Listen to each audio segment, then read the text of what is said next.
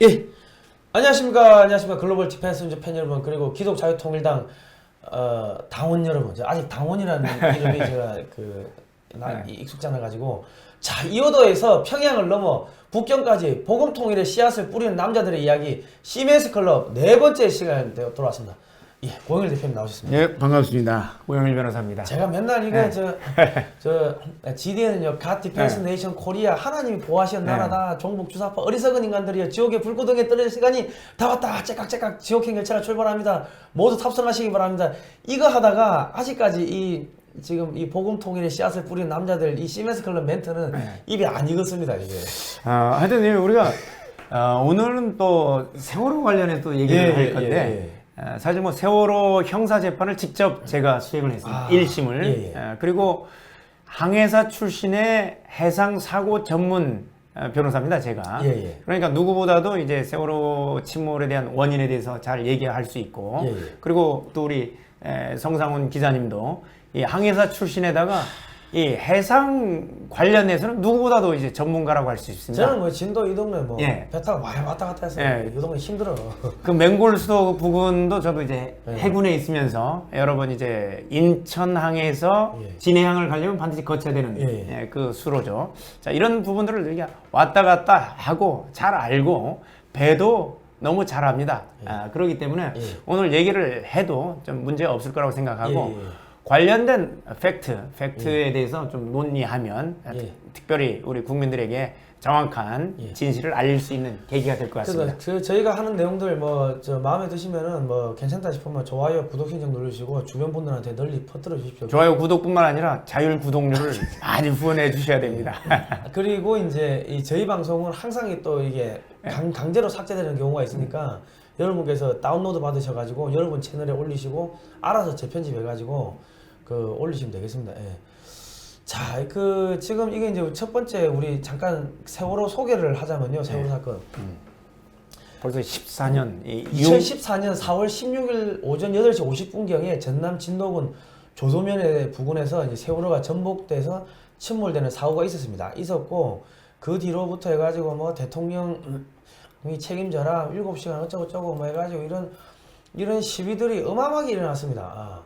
그러니까 이게 단순하게 교통사고인데 이런 게 정치적인 집회가 일어났고, 그래가지고 이때까지 몇 년을 지금 수사를 했는데, 특히 문재인 정권 들어와서도 또 수사를 했죠. 그런데 세월호 특수단 불법 사찰 수사 외압 없었다, 박근혜 황교안 무혐의를 또 내렸습니다. 그때도 문재인 정부가 들어와서는 전부 다 그 수사기관이 문재인 인맥으로, 문재인 대통령 인맥으로 다 채워진 상황이었죠. 거기서 뭐 외압받을 일도 없지 않습니까? 그러니까 지금 대검에서 수사했는데 이게 지금 다 추미애 라인 아닙니까? 그럼에도 불구하고 미행, 도청, 해킹, 언론 유포 등 구체적이고 현실적인 권리 침해는 확인되지 않았기에 대법원 판례에 따라 혐의 없음 처분하였다. 이렇게 이야기를 했고, 또 국정원 사찰이다, 아버지 김형호 씨를 국정원이 사찰했다고 하는데, 이것 또한 언론에 다 나온 내용들을 그냥 종합해서 이제 취합한 거다. 그래가지고 다 이제 혐의 없음이 나왔습니다. 그 세월호를 8번이나 조사했대요. 8번 조사했는데 모두 무혐의가 나왔다는 겁니다. 8번 조사해도 사실이 그러니까 이제 특별한 내용이 없던 거죠. 그런데 이제 요거만 하고 제가 한번 여쭤볼게요. 세월호 유가족이 석 달 만에 청와대 인근 농성을 종료를 하면서 진실을 포기 안 하겠다고 했는데, 국정원, 군, 검찰 수사 기록을 확보해가지고 수사 결과를 바로잡는 조치를 하고, 곧 출범할 특검과 사회적 참사 특별조사위원회의 공조수사 감시 등을 추진하겠다, 이렇게 발표를 했습니다. 아니, 이분들 좀 해줘야 너무하신 거 아닙니까, 진짜? 그래서 이거 이미 딱 끝난 사고를 왜 또 자꾸 꺼내는지 모르겠어요. 사실 이제 세월호 관련해서 의도적으로 방치했다느니 그다음에 출항을 시키다 이런 얘기가 다 나왔는데, 이런 부분들은 법원의 재판을 통해서 이미 다 나온 부분들입니다. 나와서 그때 당시에 이제 법원에서 재판할 때는 과적은 했지만 조금 많이 싫은 거다라고만 나왔는데, 막상 중국에서 온 이제 인양업체, 셀비제 업체가 와서 인양해서 보니까 원래 적재량보다 2배 이상 들었습니다. 2배 이상? 그러니까 우리가 자전거를 탔는데 뒤에 있는 사람이 서 있으면 어떻습니까? 뒤로 넘어가죠. 예, 무게 중심이 위로 있으니까 자전거 운전하기 어렵잖아요. 그죠, 바로 넘어지게 돼 있습니다. 이게 우리가 말하는 이제 보건성과 관련된 부분인데 짐을 많이 실으면 선박의 무게 중심이 위로 와 있습니다. 그죠, 예. 위로 와 있는데 인천항에서 이 맹골수도까지는 직진 항로입니다. 180도. 예. 180도 항로로 쭉 오다가 맹골수도에서는 제주도로 가기 위해서 살짝 틀어야 돼요. 예. 침로를 변경한 순간 어떻게 해요? 원심력에 의해서 이렇게 배가 기울어지는 거예요. 기울어지는데 이미 중심이 위로 있기 때문에 배가 바로 그냥 전복돼 버리는 거예요. 그러니까 급하게 선회한 것도 아니고 예.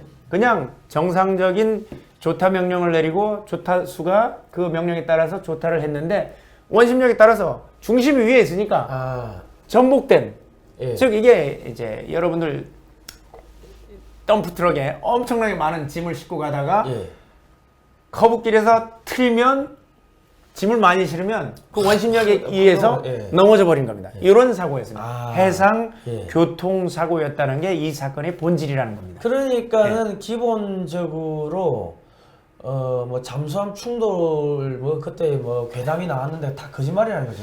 아니 잠수함이라는 거는 저도 뭐 해군에서 물론 잠수함에서 근무한 건 아니지만 잠수함의 본질은 예. 은밀성입니다. 예. 보이면 안 되는 거예요. 예. 그런데 잠수함하고 충돌을 한다는 건 보였다는 얘기지 않습니까? 그죠. 두 번째, 서해안 같은 경우는 잠수함 활동하기가 낮에는 예. 굉장히 어렵습니다. 왜냐하면 수심이 낮으니까 잠수함이 지나가면 뻘이 일어나요. 그러니까 수심이 한 40에서 50m밖에 네. 안 되니까 잠수함이 뭐 한 20m 정도 이렇게 해가지고 들어가면 지나가면 뻘이 보인다는 예, 거예요. 뻘이 일어나 버린 겁니다. 잠수함이 지나간 흔적이 쭉 위에서 볼 수 있기 때문에 낮에는 활동을 안 하는 거예요. 이게 아침이니까 예. 아침에 해 뜨고 나서는 이 잠수함 활동이 불가능하다는 예, 거예요. 예. 서해안은 그래서 지난번에 우리 천안함 사태 때 그때도 야간에 일어났죠. 예. 왜냐하면 낮에는 발각이 되기 때문에 예. 북한 잠수정이라든가 어떤 잠수정도 낮에는 서해안에서는 활동을 못하고 있는 상황입니다. 예. 그런데 뭐 잠수함이 나타나서 뭐 충돌했다느니 뭐 미국 잠수함이니 뭐 이런 괴담들이 나왔는데 정말 해군에 대한 잠수함에 대한 무지 그리고 서해안에 대한 무지 그리고 선박의 실무에 대한 이 무지에서 나온 이런 얘기들이었습니다. 괴담에 불과한 겁니다. 그래가지고 그 당시에 지금 요 김어준 씨가 또 영화를 만들었더라고요. 그 세월호 음모론 영화를 만들어가지고 매출이 4억을 벌었다. 매출이 44억이다. 그러는데 이 사람이 또 뭘 만들었냐면 18대 대선이 조작됐다는 내용 더 플레이라는 영화를 만들었는데 이거는 또 2017년 4월 달에 개봉됐죠. 그러니까 그 선거 그 대선 앞두고서 이제 개봉이 됐는데 그러니까 이 안타까운 이 교통사고로 지금 300 뭐 몇십 명의 아이들이 죽었는데 이 죽은 이 안타까운 사건을 정치적으로 이용해가지고 멀쩡한 대통령을 끌어내리고 대한민국 전체를 거짓 선동으로 이렇게 이끌고 간 거죠, 지금. 맞습니다. 뭐 그 고위 침몰설이 그때 당시에 이제 핵심이었던 것 같은데. 막 국정원이 침몰시켰다. 예. 뭐 고위 침몰을 하는데 무슨 고위 침몰을 할 이유도 없고 또 과적으로 인한 그때 당시에 선장이 원래 선장이 휴가를 가고 대타 선장이 잠시 휴가 기간 동안 와 있었는데 그 원래 선장이 있었을 때는 이제 무게 중심이 이 배 자체가 굉장히 구조적으로 안 좋은 배예요. 그래서 쌍둥이 선박이 일본에서도 침몰한 적이 있는 배였습니다. 그렇기 때문에 화물을 실을 때 무거운 짐들을 밑에 두고 그다음에 그 우리가 말하는 평형수 발라스트 작업을 철저히 해가지고 무게 중심을 최대한 밑으로 낮추는 작업을 했는데 이날은 새로운 선장이 오니까 그 부분에서 제대로 하지도 않았고 그러면서 무게 중심이 올라와 버린 겁니다. 그렇게 해서 턴하는 과정에서 그러니까 우리 트럭 운전사님들이 뭐 서류 제출할 때는 예를 들어 10톤이라고 해놓고 써놓고 실제로 실은 거는 뭐 15톤, 20톤 이런 15톤, 20톤 뭐 가득 싣고 들어가서 실제 적재 원래 적정 적재량보다 한 2배 넘게 2.5배에서 3배 거의 3배까지 실어버린 상황이 나와서 1,500톤 정도로 적재량을 계산했는데 제가 기억하기로 한 3,000톤 정도 나중에 건져서 보니까 3,000톤 정도 적재한 걸로 이렇게. 그때 뭐 재판이 뭐 진상위원회 이런 데 참여를 하셨습니까? 진상조사위원회는 제가 참여하진 않았고요. 예. 그 재판에서 참여하면서 진상조사위원회에서 나온 그 자료들을 저희들이 전부 다 재판에서 현출이 돼 있었죠. 예. 그럼 요 사진을 보시면은 뭐 아이들을 돌려달라 해가지고 이 뭐 전부 다 박근혜 대통령 책임이다 해가지고 온 국민을 갖다가 뭐 저 완전히 그냥 세뇌를 시켜버린 거죠. 만약에 세월호 논리로 한다면 예. 우리 의사협회에서 이번에 중국인 입국을 예. 막아달라고 7번이나 청원했지 않습니까? 그걸 왜 안 막아줍니까? 그때 막았으면 지금 1,300명의 사망자가 발생 안 했는데. 그죠. 코로나 뭐 중국인 안 막은 거 아닙니까? 그리고 75만 명이 국민들이 청와대에 청원했는데 안 막은 거예요. 그 촛불은 왜 안 드는지 모르겠습니다. 그죠. 촛불을 들고 왜 1,300명 발생하도록 막았느냐? 중국인 입국을 허용했느냐? 그죠. 허용했느냐? 막지 않았느냐? 예. 이 부분에 대해서 나와야 될 것 같은데 잠잠해요. 그 부분은 또 잠잠하죠. 참 이상한 일입니다. 그러니까 지금 대한민국의 또 뭐 환경단체들은 그 서해안에다가 우리 흑산도나 백령도에 공항을 짓는 거는 반발이 심해요. 환경 문제가 어쩌고. 근데 태양광 패널 까는 거는 또 침묵해요. 그 태양광 패널은 중국산 태양광 패널이 들어오니까. 중국산 그리고 또 모듈이 들어옵니다. 그러니까 울릉도에 공항 짓는 거는 또 가만히 있어요. 왜? 그거는 일본을 견제하는 거니까. 이게 이율배반적이에요, 지금. 사실은 지금 서해안에 우리가 가장 위협이 상존하고 있죠. 그죠. 서해안에 바로 중국의 모든 미사일 기지라든가, 그죠. 그다음에 중국의 핵발전소가 우리로 치면 서해안인데 중국에서는 동해안에 그죠. 밀집돼 있는 거죠. 이런 부분에 대해서는 아무런 얘기를 안 하고 침묵하고 침묵하고 있죠. 대한민국 언론들도 또 침묵하고 있어요. 아니 왜 무슨 일본이 뭐 군사 강국이겠다 계속 그런 이야기를 하면서 왜 중국이 우리를 위협하기 위해서 핵무기를 거의 한 1,000발 가까이를 배치하고 있다는 거를 왜 이야기를 안 합니까? 사드가 대표적인 예죠. 그죠, 사드가 대표적인 예인데 우리 사드는 고고도 요격 미사일이죠. 고고도로 침투하는 미사일을 요격하는 방어용 미사일입니다. 그런데 중국에는 대한민국만 오로지 향하고 있는 미사일이 600기가 넘게 600기 정도가 있는데 그거를 우리가 막는 미사일이 저고도에서 막는 거, 중고도에서 막는 거, 고고도에서 막는 3단계로 막으면 우리가 아이언돔, 이스라엘의 아이언돔 같은 역할을 할 수 있는 거죠. 철저히 막을 수가 있는데 이거를 국익을 침해한다는 거예요. 말도 안 되는 소리. 말이 안 되는 거예요. 오히려 중국에서가 공격하는 놈들이 야 니네 왜 방어 무기를 설치해 하면 어떻게 얘기를 해야 돼요? 왜 남의 주권을 니들이 침해하느냐? 우리가 도둑 잡겠다는데 우리가 담장을 더 높이 쌓겠다는데 왜 니네가 간섭하느냐? 니네 일이나 신경 써라. 그죠. 니네 무기나 없애라. 이렇게 얘기해야 되는데 많은 좌파 언론들이라든가 이게 대한민국에 뭐 이익을 해야 한다. 말도 안 되는 이런 소리들을 해왔죠. 그리고 이제 주간 동아의 기사가 나온 것을 보면은 김어준은 어쩌다 구라장이가 됐나. 라디오에 익명의 증언자를 내세워 거짓 선동하고 있다. 가장 영향력 있는 거짓말의 대가가 됐다. 이런 비판적인 기사가 나옵니다. 그럼에도 불구하고 TBS라는 서울시 방송을 계속 지금 방송을 하고 있고 또 세월호 괴담 세력들이 권력 잡고 돈까지 벌었다. 이런 이 비판의 기사들이 나오면은 이 언론의 공정성, 중립성을 위해서라도 이 공영 방송에서는 전부 다 퇴출을 시켜야 되는데 맞습니다. 계속 이런 사람들 거짓말하는 사람들을 내세우고 있다는 거예요. 고의 침몰설을 계속해서 주장하고 있는데 김어준 씨 같은 경우는 사실 항해사 자격증도 없잖아요. 아니 본인이 만약에 그럼 운전해서 짐을 원래 적정량보다 2배 정도 이상 싣고 가서 한번 탈을 잡고 조타를 한번 해보세요. 고의로 침을 안 하려고 해도 짐을 그렇게 과적하게 되면 원심력에 의해서 넘어지게 되는 거예요. 그러니까 우리는 고속도로나 이런 데서 보면 차가 엎어지는 전복 사고들이 많이 나오죠. 그런 사고들 많이 보셨죠. 그러면 그 사람들은 고의로 차를 전복을 시킨 겁니까? 아니죠. 과적하고 가다 보니까 확 돌다 보니까 넘어진 건데 하여튼 그런 거짓말을 지금 하고 있는데 그게 아직도 씨가 먹힌다는 게 가슴 아픈 일이고. 네, 맞습니다. 그리고 저희가 이 지금 미래한국의 기사를 보시면요. 이게 2017년 5월 5일짜리 기사입니다.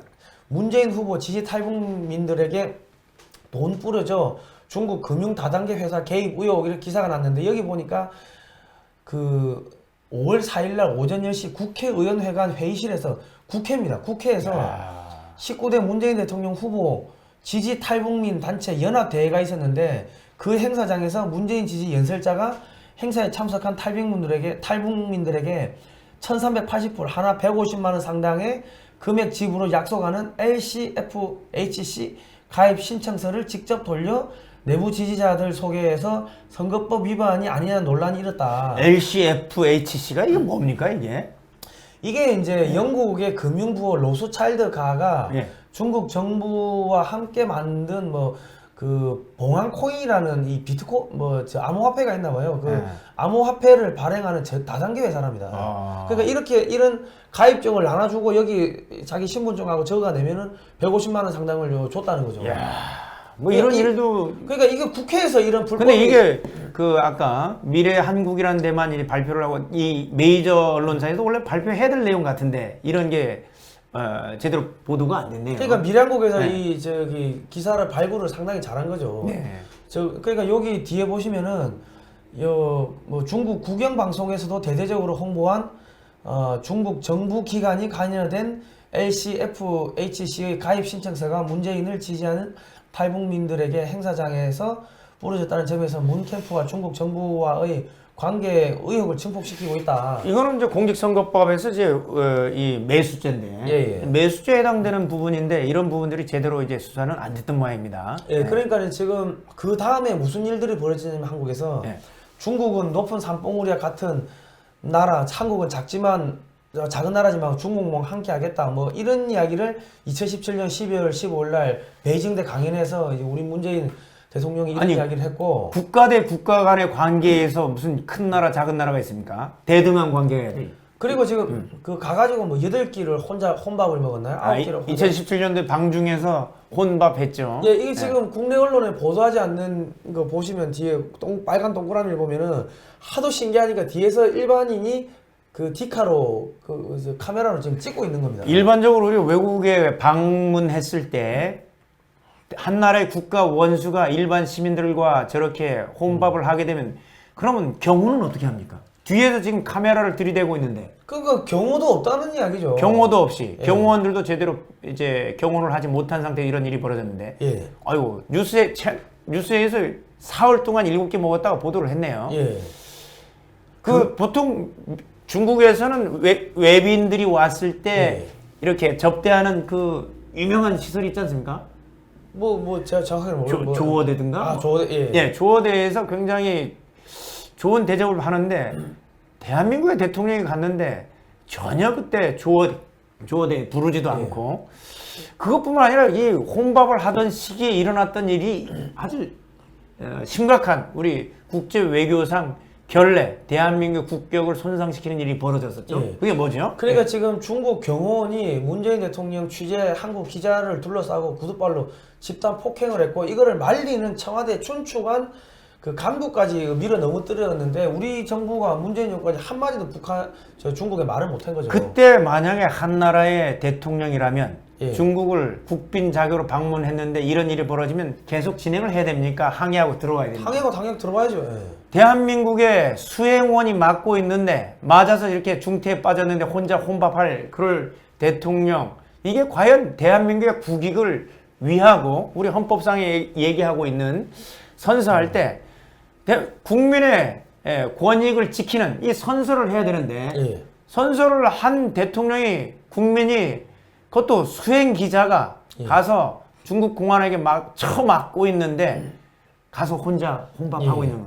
그러니까 지금 보시면은 중국 매체 그 당시에 문재인 대통령 방중 보도도 뭐 거의 없었다는 뭐 이야기들이 조어대도 그래서 안 불렀네요. 그리고 이제 그 관계자들이 다 그냥 다 뿔뿔이 딴 데로 가버리고 식사도 다 안 하고 그냥 도망 다녔다는 거죠. 그런데 지금 이게 중국이 대한민국을 바라보는 시각입니다. 그런데 지금 중국산 태양광 패널 사온다고 해가지고 탈원전 한다고 하면서 중국산 태양광 패널 사오고 태양광 업체들 우리나라의 그 태양광 패널 업체들이 전남하고 전남북에 밀집돼 있는데 그 업체들 다 죽은 거 아닙니까 지금? 예. 자기 지역에 있는 그 업체들도 다 죽여버리고 중국산 태양광 패널 사오고 이게 말이 안 되는 지금 상황인데 그리고 그 당시에 우리가 박근혜 대통령 그 하야하라 촛불 집회할 때 그 가수들이 나왔는데 가수들이 나오면은 그 무대 하나 하는데 한 20억 이상 들어요.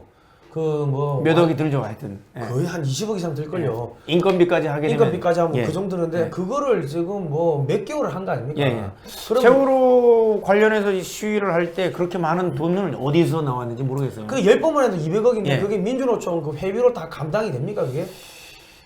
감당이 안 될 것 같은데요. 그러니까는 아까 저런 중국에서 저런 저 뭡니까 뭐 BCH인가 노스차일드가 봉황코인 그런 것들을 그 대선 후보 그 지지 모임에서 나눠주고 했다고 하는 것 같으면은 그런 추정이 가능하겠네요. 그러면은 이게 한국의 공작 자금이 중국이나 로스차일드가나 이런 데서 암호화폐로 들어와가지고 이게 환전된 다음에 사용된 게 아닌가 하고 우리는 이 합법 그 합리적으로 의심할 수밖에 없는 거죠. 그러겠네요. 그리고 지금 여기 추미애 그 당시 더불어민주당 대표가 2017년에 12월 달에 저기 중국에 가가지고 중국이 그 주최한 중국 공산당이 주최한 세계 정당 대회인데 여기 다 중공이라고 돼 있네요. 중공 중앙 대외 연락부 이렇게 그러니까 돼 있네요. 세계 공산당 회예요. 공산당 사회당 회의 그런 데인데 거기 가가지고 기조연설을 하면서 시 주석이 주창한 중국몽 뭐 세계 평화 공헌에 확신한다. 아니 전 세계를 갖다가 지금 다 식민지로 만들어가 난리인데 이런 이야기를 했습니다. 그리고 또 추미애 더불어민주당 대표가 민주당인데 왜 공산당하고 자꾸 엮이는 거 모르겠네. 중국 공산당에서 꿈을 꾸다 이런 이야기도 했는데 이거 지금 헌법 제8조 위헌정당 해산 요건에 해당된다는 이야기도 있습니다. 준적국에 해당하죠. 중공이. 그리고 지금 토지 사용권은 인민에게 주고 소유권은 국가가 갖는 중국 방식을 도입하는 게 현명한 국가 방식이다. 뭐 이런 이야기 하니까 뭐 이딴 거를 법무부 장관 하지. 토지 공개념을 굉장히 이제 강력하게 주장하는 법무부 장관이었죠. 지금 물러났죠? 물러났습니다. 물러났는데 지금 코로나 동부구치소에서 코로나가 확산이 돼가지고 1,200명 넘게 확진되고 뭐 한 명이 3명이 죽었나요? 뭐 사람도 죽고 했는데 구속이 안 되더라고 보니까. 네, 제가 고발해놨습니다. 대검에 고발을 해놨는데 과연 대검이 추미애 전 장관에 대해서 어떻게 수사할지 추이를 지켜봐야 될 것 같습니다. 그리고 민주당 싱크탱크 그 민주연구원이 2019년 7월 10일 날 베이징에서 중국 공산당 당교하고 그러니까 정책 교류 업무 협약을 맺었습니다. 그 다음부터 이제 무슨 일이 벌어지냐면은 중국에서 이 교회를 십자가에 불 지르고 교회를 부수고 목사님을 설교 중에 잡아가고 이런 일들을 아마 많이 보셨을 거예요.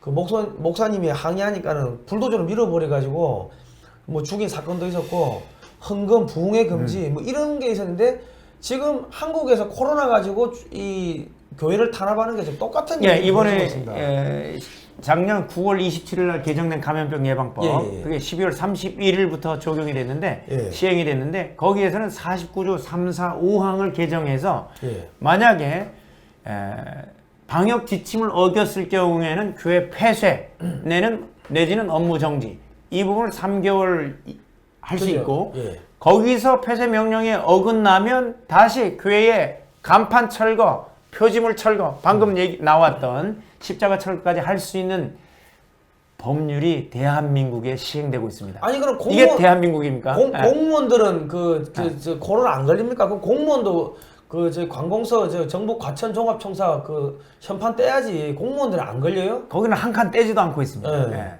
자 그리고 지금 여기 보시면 교회를 또 이렇게 폐쇄 명령서를 이렇게 붙이고 하는데 이게 지금 얼마나 사악하냐면요. 우리가 그다음에 여기 방금 해보시죠. 아까 여기도 별도 명령시까지 이게 여러분 지난주에도 했던 엿장수 마음대로입니다. 엿장수 마음대로. 폐쇄 명령은 지금 구청에서 발생하면 이틀을 폐쇄하더라고요. 그죠. 그것도 해당 층만. 근데 교회는 어떻게 해요? 다른 데는 다 시설들은 2주 정도 폐쇄하는데 교회는 별도 명령시까지. 자기 마음껏 이게 바로 엿장수 마음대로 행정권이 자의적으로 자기 마음껏 이렇게 폐쇄 명령을 내리는 거예요. 근데 소독하면 그걸로 그만이지. 그죠. 왜 다른 데는 이 이 근거를 이 사람들은 이렇게 들고 있습니다. 교인 전수조사하고 역학조사 끝날 때까지. 그러면 구청에서 발생하면 구청 다녀간 사람 전수조사해야 될 거 아니에요. 백화점에서 발생하면 백화점 전수조사해야 되고 전수조사해야 되는데 왜 교회만 이렇게 별도 명령식까지 해가지고 이렇게 폐쇄를 그럼 하냐. 지하철 타고 움직이면 지하철 그 수십만 명 다 전수조사해야지. 이번에 서울시 지하철 공사에서 3명 확진자 나왔죠. 그러면 지하철 공사 전부 다 직원들 전부 다 전수조사해서 그 사람 접촉한 사람 확인될 때까지 폐쇄해야 될 거 아니에요. 지하철 폐쇄해야죠. 지하철을 폐쇄해야죠. 그런데 이걸 안 하고 교회에 대해서만. 그리고 교회에 대해서 감염병 환자, 이 코로나 환자가 나오면 교회까지만 추적하고 교회 위에는 추적을 안 해요. 그래서 교회 발 몇 명. 아니 그 밖에서 감염돼서 왔는데 감염된 원인을 찾아야지. 어디서 왔는지. 왜 교회에서 시작이 되냐 이거예요. 아 교회에서 시작됐습니까? 다른 데서 감염돼서 교회에 들어온 건데. 그리고 지금 국민 여러분, 이 문재인 정권이 얼마나 사악하냐면요. 여기 국산 코로나19 진단키트가 우리가 수출한 게 2,500억 2조 5천억. 2조 5천억치를 수출했답니다. 그런데 국내에서는 왜 못 팝니까? 국내에서는 왜 못 파는가 보니까 그 야당에서 그 신속 진단키트 도입하자 하니까 정부에서 한다는 이야기가 진단의 정확성이 가장 중요하다. 그런데 지금 방역당국에서는 득보다 실이 많을 것이다. 아니 수출하잖아요. 수출하는데 이 이유가 대한민국을 통제사회로 만들기 위해서 이 진단키트를 전 국민에게 보급하면 전체 그 감염자 숫자가 나옵니다. 그러면 누구를 자가격리하고 누구를 시설에 수용하고 누구를 자유롭게 풀어야 되는지 해서 명확해집니다.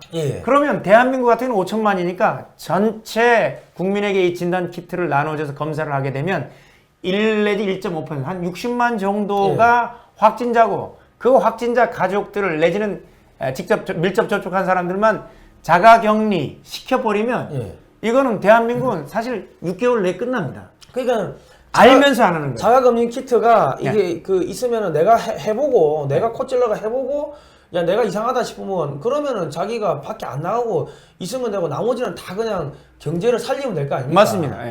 아니 근데 이제 해외에 수출하는 거는 문제가 없으니까 수출하겠지. 시각청이나 이런 데서 허가 받아가지고. 이 사람들 주장은 평등이지 않습니까? 아니 아프리카 사람이나 아시아 사람이나 백인이나 흑인이나 황인종이나 다 평등하다면서요. 국적에 따른 평등하다면서요. 국적에 관계없이 평등하면 왜 외국에는 자가 진단 키트를 사용하면 되고 대한민국은 왜 안 됩니까? 아니 그러니까 좋은 거 있으면 우리 국민 먼저 쓰고 밖에 수출하던가 해야지. 그렇게 좋은 게 수출하는데 왜 우리 국내는 수입 뭐 쓰지를 못하게 하는 거예요? 국내 게 성능이 떨어진다고. 성능이 떨어지면은 해외에 수출하면 나쁜 짓이지. 그리고 이게 여기 보면 더 웃긴 게 있습니다. 그 미국에서 FDA 승인을 받았대요. 코로나19 자가 진단 키트가 FDA 승인을 받았는데 이게 20분이면 결과가 나오고 의사 처방전을 없이도 살 수가 있고 결과가 또 스마트폰으로 온답니다.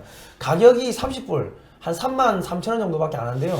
참, 여기서 이제 중요한 게 미국 같은 경우에는 지금 누구나 진단 검사를 받을 수 있도록 슈퍼 같은데 전부 다 진단 키트를 놓고 누구나 진단 검사를 무료로 받고 있습니다.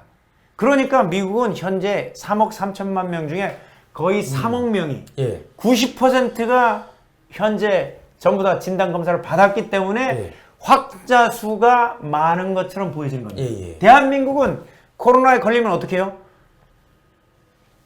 죽일 놈 취급을 하는 거예요. 그죠. 아주 그냥 소닥 보듯이 하고 사람들이 아파트에서도 오지 말라 뭐 이런 식으로 해서 아주 그냥 나쁜 사람으로 만들어버리고 있습니다. 그래서 이런 부분이 이 코로나 환자가 그렇게 나쁜 사람이 아니에요. 다른 사람에게 감염된 것 뿐이에요. 감염되고 이거는 겪어봤지만 그죠. 정상적인 사람은 무증상 감염으로 끝나요. 그러나 이제 기저질환을 앓고 있는 사람들만 그 사람들만 집중 치료받으면 되는 거예요. 그러니까 지금 이 사진에서 보시면은 방역 실패 책임 한국 교회 뒤집어 씌워 마녀 사냥한 정세균 총리 사퇴하라. 지금 아니 중국에서 왔으니까 중국이 나쁜 놈이지 왜 자기도 모르게 걸린 사람이 나쁜 사람인가요? 아니 중국에는 한마디 못하고 아니 그리고 코로나 걸려가지고 저도 음압병실까지 갔다 왔는데 약 안 먹어도 멀쩡하게 낫잖아요. 그러면 별거 아니라고. 자 그리고 기독자유통일당은 중국 공산당으로부터 정치 자금 일체 안 받습니다. 그리고 글로벌 디펜스 뉴스도 중국 공산당으로부터는 절대 안 받는다고 얘기했습니다. 절대 안 받습니다. 그러니까 구린돈은 받아서는 안 됩니다. 그죠. 그리고 미국의 민주당이 그 바이든 아들 뿐만 아니라 정치인들이 중국 공산당한테 정치 자금을 엄청 받았더라고요. 그러니까는 한다는 게 미국의 경제를 마비시키는 법안들을 맞습니다. 전부 도장을 찍고 있고, 그리고 또 바이든이 남자가 여탕에 가는 법을 승인을 했습니다. 행정명령을 승인을 해버렸어요. 근데 지금 뭐 성정체성을 여성이라고 생각하는 사람은 남자인데도 여자 탈의실 들어가고 여자 샤워실 들어가게끔 하고 있죠. 근데 왜 우리나라에서는 더불어민주당이 남자가 여탕 가는 법 이거를 지금 또 통과시키려고 하고 있습니까? 그러게 말입니다. 이 참 자기 자녀들 이걸 찬성하는 사람들은 여기에 따라서 들어가게 하고 이러면 될 것 같아요. 그러니까 꼭 중국에서 돈 받은 미국 민주당하고 왜 이렇게 정책을 똑같이 하는지를 제가 잘 모르겠습니다. 참 이상합니다. 그리고 대한민국에 지금 교회를 파괴해야 되는 게, 여러분 이 책 한 두 권을 좀 제가 소개해 드릴게요. 저희가 자꾸 책을 소개해 드리는 게 우리 국민들이 공부를 해야 됩니다. 이 대한 독립을 빛낸 헐버트와 초기 기독 선교사하고 한국 근현대사 바로 알기 책 두 권인데, 이 대한민국의 교회를 지금 파괴하려고 하는 게, 대한민국의 교회의 역사가 대한민국 독립운동의 역사고 대한민국 건국의 역사입니다. 그러니까 지금 대한민국의 교회를 지금 파괴하려고 하는 거죠. 여기 내용 중에 보면 하여튼 그런 게 있지 않습니까? 우리가 3.1 운동이 우리가 독립운동으로 굉장히 독립운동의 촉발되는 중요한 사건인데, 3.1 운동의 그 배경이 되는 게 윌슨의 민족 자결주의. 그 민족 자결주의가 나온다는 이 소식과 여기에 대한 정보를 준 사람이 바로 이승만 대통령이었죠. 이승만 대통령이 이런 정보를 주고 이 3.1 운동에 아주 밀접하게 개입돼 있었죠. 근데 그런 내용은 대한민국 역사에서는 가르치지 않는다는 게 참 우리가 안타까운 현실입니다. 그리고 우리가 한글 학자 주시경 선생이 한글의 체계 정립을 했다고 하는데, 한글 학자 주시경 선생이 헐버트 선교사의 제자였습니다. 헐버트 선교사가 그리스도 신문에 한글로 자기가 한글을 배워가지고 한국 사람들 교육시켜야 된다. 특히 이제 띄어쓰기 같은 거. 네, 그죠. 그 전까지는 띄어쓰기가 우리가 없었습니다. 한글 체계를 정립을 한 게 헐버트 선교사고, 그 한국의 문화, 교육시키고 한 게 학교 만들고 한 게 전부 다 그 선교사들입니다. 우리나라 그전에는 월화수목 금토일도 없었는데, 이 커리큘럼을 월요일은 뭐 가르치고 화요일은 뭐 가르치고 이거를 하려고 하다 보니까는 월화수목 금토일이라는 이제 시스템이 들어왔다 하더라고요.